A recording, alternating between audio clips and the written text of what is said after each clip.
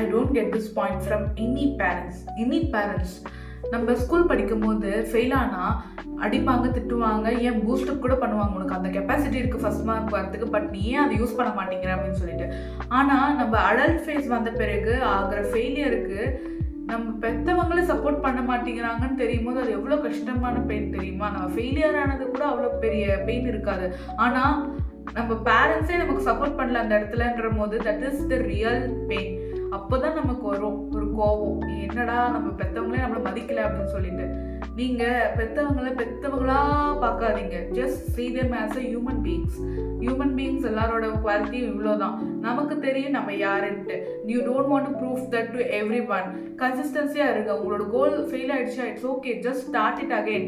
இன்றைக்கி ஒரு new day தான். இன்னிலேருந்து நீங்கள் ஸ்டார்ட் பண்ணி கன்சிஸ்டன்சியாக ஸ்மால் டைம் ப்ரோக்ரஸ் மெயின்டைன் பண்ணுங்கள். நீங்கள் நிறைய பிக் கம்பேக் கொடுக்கணும்னு அவசியமே கிடையாது. பட் ஒரு ஸ்மால் கம்பேக் கொடுத்தா கூட அது உங்களுக்கு ஒரு ஹிட். உங்களோட கோல்லேருந்து ஒரு ஸ்மால் ஒர்க் பண்ணால் கூட அது ஒரு பிக் கம்பேக் தான். அதை நீங்கள் புரிஞ்சுக்கிட்டு தெரிஞ்சுக்கிட்டு நீங்கள் உங்களுடைய வேலையை மட்டும் பாருங்கள். யாரோட பேச்சும் கேட்காதீங்க.